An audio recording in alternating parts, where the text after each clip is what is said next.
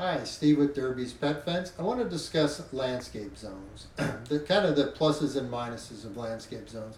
What I mean by that is, typically people use our fencing to keep the dog from, running off of the property, and that's just a perimeter installation only.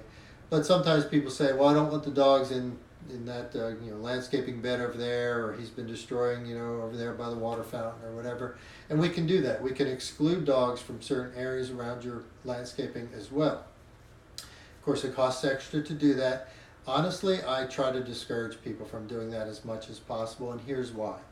If we're going to put a wire in landscaping, that's also where people put shovels and rakes, right? So now you're going to hide a wire and in an area where it's most commonly going to be, have digging occur. So then you have more often you have wire breaks, and then the dog becomes, unsafe.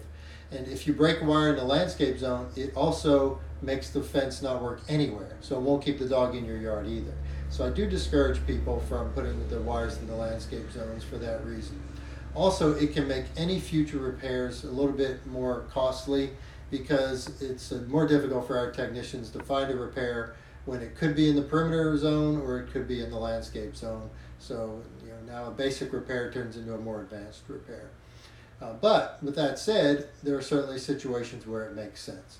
I've had customers say, well, I've spent thousands of dollars on this landscaping and the dog's destroying it immediately. Of course, we can go and do that for you, but I always like to warn people of the pluses and the minuses of landscape zones.